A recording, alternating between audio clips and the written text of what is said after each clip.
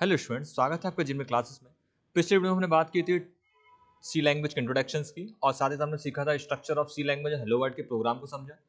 आज हम बात करेंगे अगर यूज़र हमारे सी लैंग्वेज के प्रोग्राम में डेटा देना चाहे तो हम उस डेटा को कैसे रिसीव करेंगे, यानी डेटा को कैसे स्टोर किया जाएगा लैंग्वेज की मदद से। आज हम वो जानेंगे।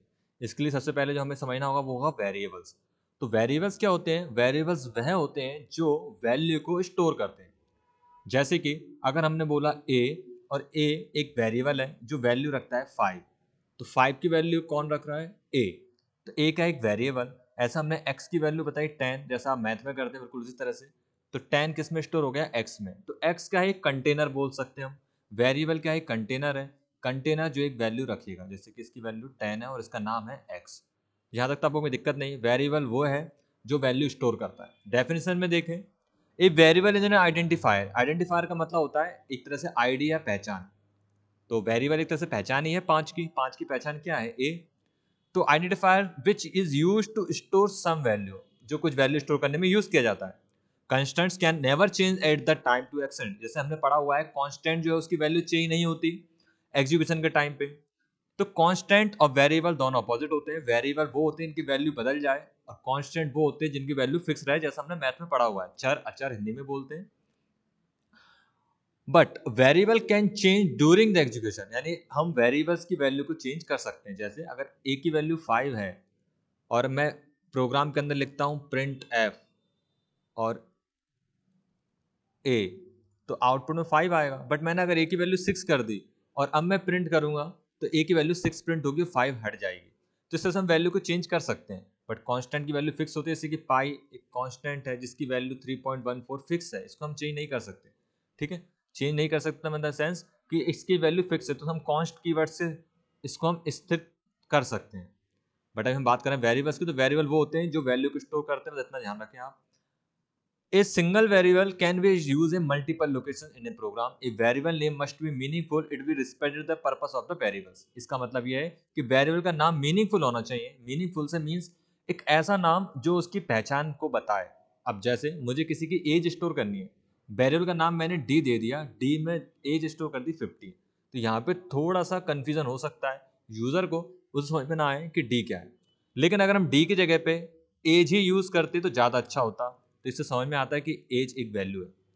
तो आपको समझ में आ रहा है मैं क्या बोलना चाह रहा हूँ? आप वेरिएबल का नाम वही दें जो वैल्यू हम उसके अंदर स्टोर कर रहे हैं। जैसे अगर आप किसी वेरिएबल में एड्रेस सेव करने वाले हैं तो उसका नाम आप क्या देंगे? ADD। इसके बाद आप उसका एड्रेस जो भी होगा वो स्टोर करें। इससे ये पहचानने में आसानी हो जाएगी कि इसके अंदर एड्रेस है। लेकिन अगर आप इसका नाम एक्स दे के और फिर एड्रेस स्टोर करेंगे तो इसमें एक्स में क्या है ये हमें एड्रेस देखने के बाद समझ में आएगा। लेकिन यहाँ बिना एड्रेस देखे हम समझ सकते हैं। मोबाइल नंबर सेव करने के लिए हम इसका एम वेरिएबल दे सकते हैं।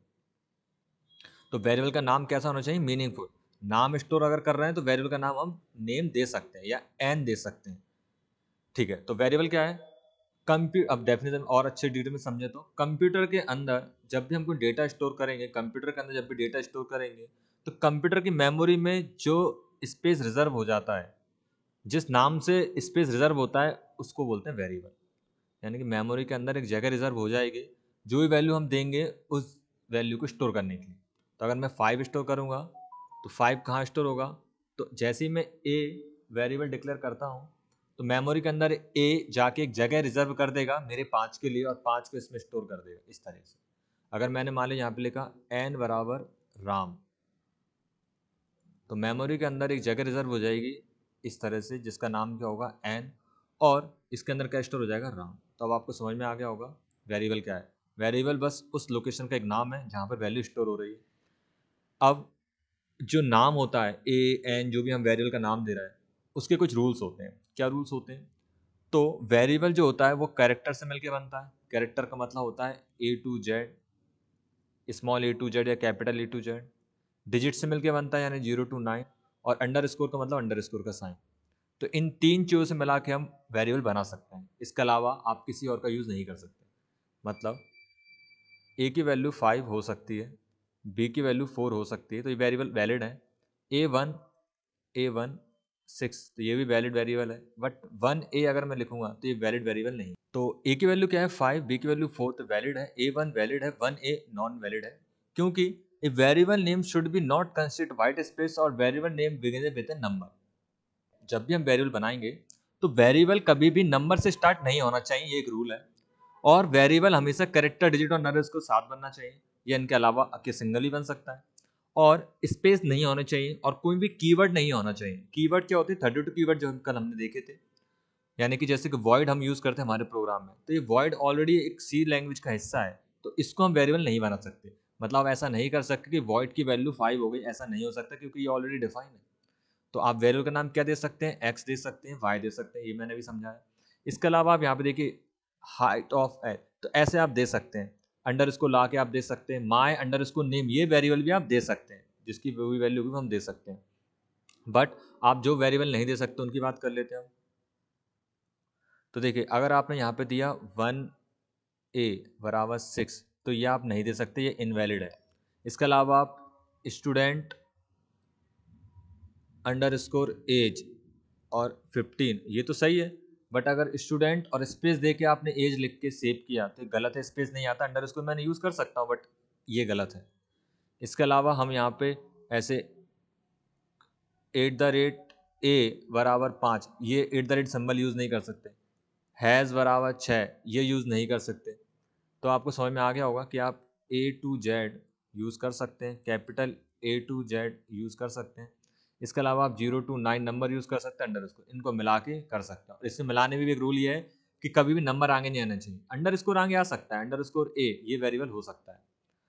तो ये आपको क्लियर होगा कि वेरिएबल बनाने के लिए आप इन का यूज़ करेंगे और नंबर का भी आगे यूज़ नहीं करेंगे और कीवर्ड का यूज़ नहीं करेंगे, स्पेस का यूज़ नहीं करेंगे। और एक बात और ध्यान रहे, case sensitive, C is a case sensitive language. इसका मतलब ये है कि एज और एज इसमें अलग होते हैं। मतलब अगर ए की वैल्यू 5 है और कैपिटल ए की वैल्यू 4 है तो ये दोनों अलग माने जाएंगे। ठीक है, ये अलग है, ये अलग है, इसमें एक ही नहीं होंगे। केस सेंसिटिव होता है, स्मॉल और कैपिटल अलग होते हैं। तो ये आपको समझ में आएगा वेरिएबल क्या होते हैं।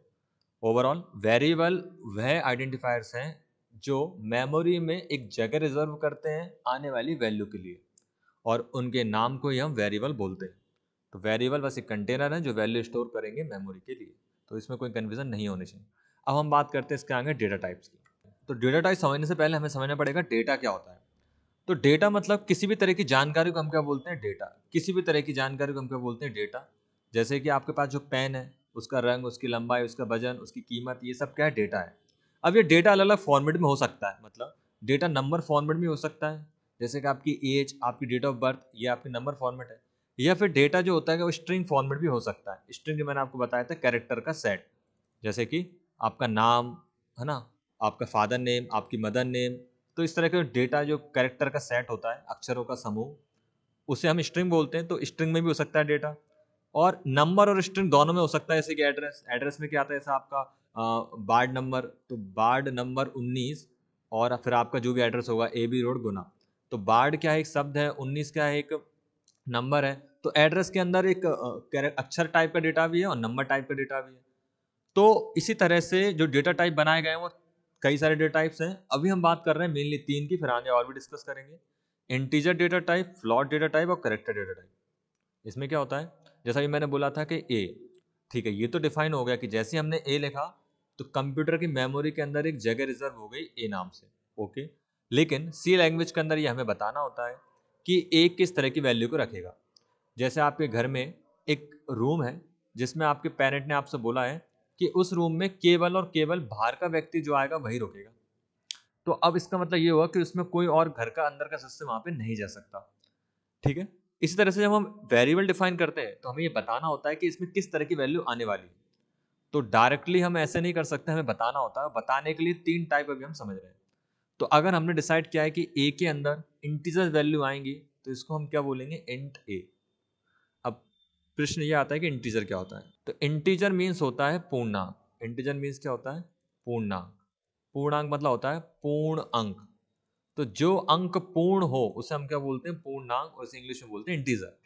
जैसे कि इंटीजर में हम बात करते हैं 25 एक इंटीजर नंबर है, 7 एक इंटीजर नंबर है, 8 एक इंटीजर नंबर है, -100 एक इंटीजर नंबर है, -25, 6, 7, ये सब क्या है? इंटीजर नंबर है। ओके, क्योंकि ये अपने आप में पूर्ण है।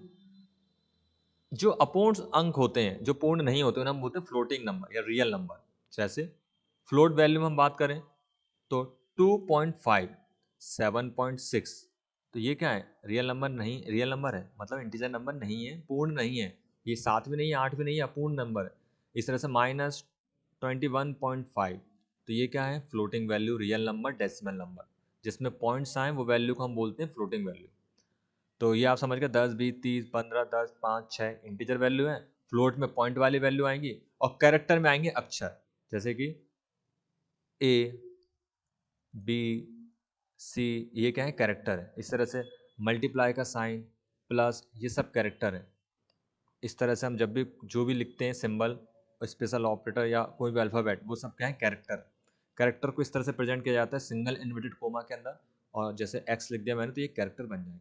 तो अक्षरों को सेव करने के लिए कैरेक्टर, दशमलव वाली संख्याओं के लिए फ्लोट, और पूर्णांक संख्याओं के लिए इंटीजर। तो ये क्या है? डेटा के टाइप्स को रखने के लिए डेटा टाइप्स। तो सी लैंग्वेज में 3 तरह के डेटा टाइप्स हम पढ़ रहे हैं अभी। अब इंटीजर डेटा टाइप्स के अंतर्गत इंटीजर को रिप्रेजेंट करने के लिए सी लैंग्वेज में %d का यूज़ किया जाता है, फ्लोट को %f और कैरेक्टर को %c से प्रेजेंट किया जाता है। इंटीजर को शॉर्ट में इंट बोला जाता है, फ्लोट को फ्लॉटी बोला जाता है और कैरेक्टर को शॉर्ट में char बोला जाता है। अब आप प्रोग्राम में इसको कैसे यूज़ करेंगे, देखिए मैंने छोटा सा प्रोग्राम बनाया, has include stdio.h, has include conio.h, फिर हम इसमें लिखेंगे void main, हम यहाँ पे लगाएंगे बॉडी। और अब देखिए मैं यहाँ पे, जैसा हमने ये तो हमने सीख ही लिया था, अब यहाँ पे हम लिखेंगे इंट a इक्वल 5। तो इसका मतलब क्या हुआ? 5 की वैल्यू a में जा रही है, और ये हमेशा याद रखें, ये हमेशा राइट टू लेफ्ट ही शिफ्ट होता है। यानी कि अगर मैंने ऐसा लिख दिया 5 इक्वल a, तो ये गलत हो जाएगा। a की वैल्यू 5 में नहीं जा सकती, 5 एक कॉन्स्टेंट है। 5 की वैल्यू a में जाएगी तो इसमें राइट टू लेफ्ट ही लिखना है। तो इंट क्या है? डेटा टाइप है। तो हम ये बता रहे हैं मेमोरी के अंदर ए नाम से जगह रिजर्व हो गई, जिसका डेटा टाइप क्या है? इंट। तो ये केवल और केवल इंटीजर वैल्यू को रखेगा। अगर हम पॉइंट्स वाली वैल्यू देंगे तो वो पॉइंट्स वाली वैल्यू को नहीं रखेगा, बाहर निकाल देगा, नहीं रखेगा। और इसका नाम क्या है? ए। तो इंट ए के अंदर इंटीजर वैल्यू आएंगी, तो इसके अंदर क्या आ गया? 5। फिर हमने एक और वेरिएबल लिया इंट बी, इसकी वैल्यू रखी हमने 6। तो मेमोरी में एक और जगह रिजर्व हो गई 6, इसका नाम है बी, ये भी इंटीजर हो गया। फिर हमने बोला इंट सी बराबर ए प्लस बी। ओके, अब हमने बोला एक काम करो, प्रिंट कर दो, प्रिंट एफ। अब यहाँ पे %d की मदद से हम वेरिएबल को प्रिंट करते हैं, और किसको प्रिंट कर दो? सी को। तो ये आपको इन्वर्टेड कोमा लगाने और सी को प्रिंट करना है, और फिर आपको प्रोग्राम को एंड करना है गेट ch और ब्रैकेट को क्लोज। तो ये आपका प्रोग्राम बन गया कि %d की जगह पे सी की वैल्यू प्रिंट हो जाएगी, और सी की वैल्यू क्या है? a प्लस बी का योग। इसको हम प्रोग्राम को बना के देखते हैं हमारे टर्बो के अंदर, बिल्कुल ऐसे कैसा आपको नोट करना है, ऐसे मैंने यहाँ पे लिखा हुआ है। तो टर्बो खोलते हैं एक बार। इसके साथ साथ हम सिंपल इंटरेस्ट का प्रोग्राम भी बनाएंगे। इसमें पे न्यू पेज लिया हमने। कमेंट लिखना भी जरूरी नहीं है, आप चाहे तो अभी इग्नोर कर सकते हैं। इंक्लूड stdio.h, फिर आप लिखेंगे has include conio.h, void main, ये वही रिपीट कर रहे हूँ, मेन फंक्शन। फिर इसके बाद हम यहाँ पे गेट ch का यूज़ करेंगे, और अब हमारे अंदर यहाँ पे हम प्रोग्राम की बात करेंगे। तो हमारे प्रोग्राम सबसे पहले मुझे चाहिए एक वेरिएबल इंट ए। तो देखिए इंट वाइट हो गया, मतलब कीवर्ड है ये, ऑलरेडी सेव रहता है। अलग अलग आईडी पे अलग अलग कलर होता है, तो आपको कलर से याद नहीं रखना अभी, तो बस ये ध्यान रखना है कि इंट एक वेरिएबल है, ऑलरेडी डिफाइन है, मतलब सॉरी डेटा टाइप है, ऑलरेडी डिफाइन है, एक वेरिएबल है। ए की वैल्यू कितनी कर दी मैंने? 4। ओके, फिर मैंने लिया इंट बी, बी की वैल्यू मैंने कर दी 6, टर्मिनेट। फिर मैंने कर दिया यहाँ पे इंट सी, जो कि मेरी वैल्यू को स्टोर करेगा। तो ये तो आपको क्लियर हो गया, मेमोरी के अंदर 3 जगह रिजर्व हो गए, ए, बी और सी नाम से। ए की वैल्यू 4, बी की वैल्यू 6, सी की वैल्यू हो गई ए प्लस बी। ओके, अब हम सी की वैल्यू को प्रिंट करना चाहते हो तो हम लिखेंगे print F inverted coma %d inverted coma, फिर कोमा, किसकी वैल्यू प्रिंट करना है? ए की। अगर मैंने ए लिख दिया तो ए की वैल्यू प्रिंट हो जाएगी, बट मुझे तो सी की वैल्यू प्रिंट करनी है, टोटल चाहिए, तो सी लिख देंगे। बस हो गया। एरर चेक करेंगे F9 से, या कंट्रोल F9 से रन भी कर सकते हैं। तो इस प्रोग्राम में कोई भी एरर नहीं है, आउटपुट 10 आ चुका है। तो आप देख पा रहे हैं 6 और 4 10 ही होते हैं।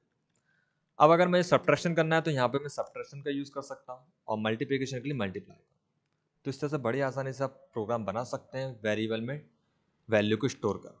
अब मान लो मुझे यहाँ पे पॉइंट्स वाली वैल्यू देनी है, तो आप यहाँ पे क्या यूज़ करेंगे, फ्लोट का। तो फ्लोट ए, फिर फ्लोट बी, और आंसर भी चूंकि फ्लोट में आएगा तो फ्लोट सी। तो फ्लोट मतलब पॉइंट्स वाली वैल्यू हम इसमें रख सकते हैं। तो पॉइंट वाली वैल्यू रखने के लिए जैसे 4.5, 6.4, तो आंसर भी फ्लोट में आएगा। तो फ्लोट के लिए %d नहीं %f को यूज़ किया जाता है। अब रन करेंगे कंट्रोल F9, तो देख पा रहे हैं वैल्यू आ रही है 28.8। 10 तो पुराना आउटपुट है, उसको हम क्लियर कर देते हैं CLRSCR फंक्शन का यूज़ करके। CLRSCR रन, देखिए 28.80001। फ्लॉट में दशमलव के बाद 1 2 3 4 5 6 अंक तक आते हैं ना, इसलिए अपने आप 6 अंक इसने ले लिए। अब आप ऐसा समझें, अगर मैंने यहाँ पे मान लीजिए इंटीजर दिया होता और यहाँ पे मैंने इंटीजर दिया होता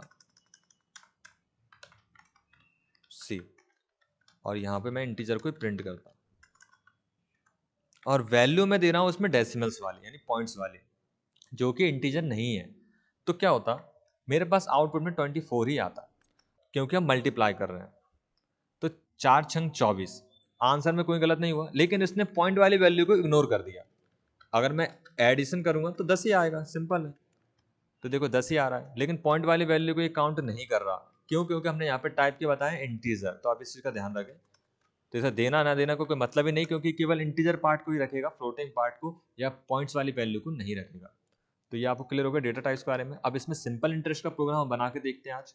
सिंपल इंटरेस्ट के प्रोग्राम के लिए, सिंपल इंटरेस्ट जैसे कि हम जानते हैं हमें क्या जरूरत होती है सिंपल इंटरेस्ट के लिए, P into R into T और डिवाइड 100, ये इसका फॉर्मूला है। तो प्रिंसिपल यानी कि अमाउंट, रेट और टाइम, कितने रुपए हम दे रहे हैं किसी को उधार पर, कितने टाइम के लिए, ये अगर हमारे पास डेटा है तो हम उसका ब्याज निकाल सकते हैं, साधारण ब्याज निकाल सकते हैं। तो उसका प्रोग्राम बनाने के लिए आपको सबसे पहले 3 वेरिएबल चाहिए और 3 वैल्यू स्टोर करेंगे। जैसा मैंने बताया था, नेम मीनिंगफुल होने चाहिए, या फिर आप ABCD में भी रख सकते हैं, लेकिन समझ के लिए और अच्छे से समझ में आए इसलिए हम उसका सही नाम देंगे।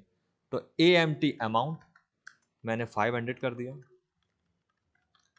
और यहाँ पर मैंने कर दिया रेट के लिए R, ताकि हमें समझ में आए कि रेट की बात हो रही, तो 5% इंटरेस्ट, और टाइम के लिए मैंने बता दिया T, कैपिटल T, जिसमें मैंने 3 मंथ।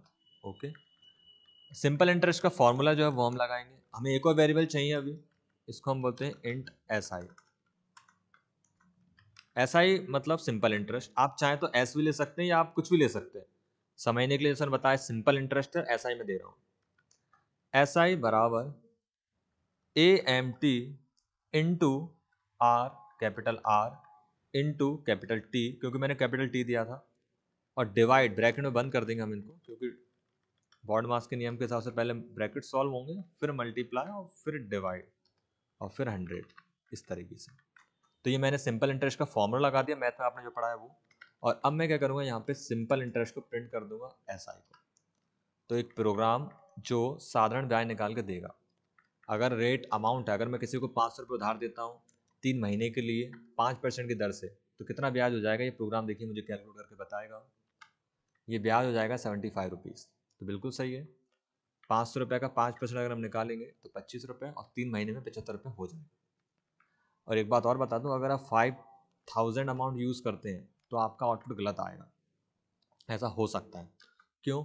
अब 25 हो जाएगा 275, तो हम समझ चुके 5000 पे 5% हिसाब से इतना कम ब्याज तो नहीं आएगा। इंटीजर का एक साइज लिमिट होती है 32,000, ज़्यादा नहीं रख पाता। अभी मैं इसको डिटेल में आगे बात करेंगे, अभी आप इतना याद रखना कि आपको बस अमाउंट जो है वो कम देनी है। अभी जो भी अमाउंट आप वेरिएबल में स्टोर करें वो कम दे, यानी कि अगर मैं आपको समझाता हूँ एक बार,